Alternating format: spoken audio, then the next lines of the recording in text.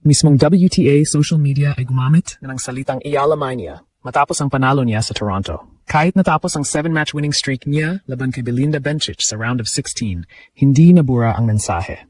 Dumadami ang crowd, lumalaki ang attention, at mas kilala na ngayon ang pangalan ni Alex saan man siya pumunta. So imagine what happens when that phenomenon returns to Asia, where Filipino communities can travel more easily and where Alex already has history against Chinese opposition. Beijing, Wuhan, and the rest of the Asian calendar could become another stage for a player who is no longer chasing recognition. Recognition is now chasing her. Ang pinakamalaking dahilan kung bakit exciting ang Asian swing ay simple. Ibang Alexandra Ayala na ang paparating sa rehiyong ito. Noong mga nakaraang taon, si Alex ay kadalasang pumapasok sa tournaments bilang dangerous young player na kailangang bantayan. Ngayon, dala na niya ang pinakamabigat na ebidensya ng kanyang pagangat. Isang WTA Tour title at career high position sa top 20. Sa official WTA profile, nakalista siya bilang world number 20, may isang singles title, at 35-18 win-loss record ngayong 2026. That ranking changes everything. A top 20 player enters tournaments with a different level of respect from opponents, media, and organizers.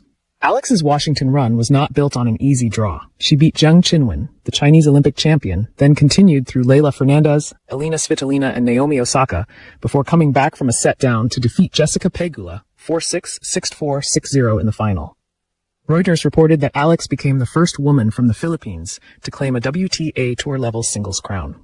At kung China ang pag-uusapan, may personal storyline pa rito si Alex. Noong 2023 Asian Games sa Hangzhou, si Zheng Qinwen ang humarang sa kanya sa semifinal sa isang 3-set battle. Pero nitong Washington 2026, nakabawi si Alex sa Olympic champion sa score na 4-6, 6-4, 6-1. Kaya kapag bumalik si Alex sa Chinese soil sa future WTA events, hindi na siya iyong player na naghahabol lang sa established Chinese stars. May resibo na siyang kaya niyang talunin ang pinakamalakas na pangalan mula sa China. That is why the phrase, buong China nanginginig, carries much more weight now as a competitive hype line. Alex has already shown she can beat elite opponents on hard courts and grass, and she has done it while carrying enormous pressure. She has learned how to survive momentum swings, difficult draws, and the expectations that come with a rapidly expanding global fan base. Washington showed that when Alex catches fire, even established champions can suddenly find themselves on the defensive. At huwag nating kalimutan ang tinatawag nating Iyala-mania.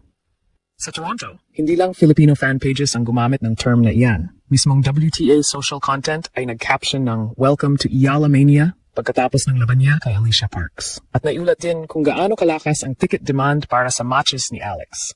Sinabi ng Toronto Tournament Director na may 2,800 seats lamang ang grandstand nila, pero posibleng lampas 5,000 tickets ang demand na dala ng Filipina star. Kaya hindi lang ito social media hype, may actual crowd pull si Alex.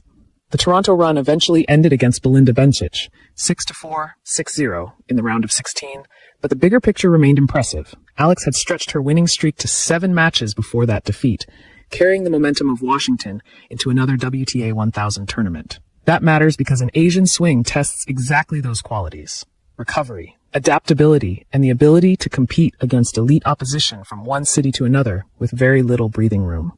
Ngayon, tingnan natin ang official Asian calendar. Ang China Open sa Beijing ay nakaschedule mula September 3 hanggang October 11, 2026, isang WTA 1000 hardcourt event na may 96-player singles draw at 1,000 ranking points para sa champion. Pagkatapos nito, ang Wuhan Open ay October 12 hanggang 18, isa ring WTA 1000 hardcourt tournament na may 56-player singles field. At parehong malinaw na tinatawag ng WTA na bahagi ng Asian swing. Iyan ang klase ng stage kung saan pwedeng lalo pang sumabog ang pangalan ni Alexandra Ayala. But here is the important latest detail. As of August 11th, the official WTAA China Open player list page currently says the 2026 player list is not available yet. So while Beijing and Wuhan are officially confirmed as Asian swing tournaments, the final individual entry fields still have to be published publicly. For Alex, now sitting inside the top 20, that only adds anticipation. Once her name appears on those final lists, the Asian chapter of Iyala-mania becomes even more real. At dito pumapasok ang tunay na excitement para sa Pilipinas. Kapag nagkataong tuloy-tuloy ang Asian schedule ni Alex, mas malapit na sa mga Pinoy fans ang pagkakataong makita siya kumpara sa Europe o North America. Beijing, Wuhan, at iba pang Asian stops ay natural na pwedeng maging magnet para sa Filipino supporters na handang bumiyahe, magdala ng Philippine flag at gawing parang home crowd ang isang international venue. Isang eksenang paulit-ulit ng nakikita habang tumataas ang popularity ni Alex sa international tour. The phenomenon is already bigger than one result. Reuters noted that large groups of Filipino fans have increasingly packed tournament stands around the world as Alex's profile has grown. Jessica Pagula herself praised the Filipino supporters after the Washington final, saying their presence was helping grow tennis around the world. That is a powerful endorsement of what Ayala Mania has become. Not simply online noise, but a visible and audible force inside tennis arenas. Mas espesyal pa ang China angle dahil may history si Alex doon. Naglaro na siya sa Jingshan Tennis Open noong 2025 at umabot sa semifinal. Kaya hindi na unfamiliar territory ang Chinese hard courts para sa Filipino. Ang malaking difference ngayon, kung babalik siya ngayong season, ibang level na ang status niya.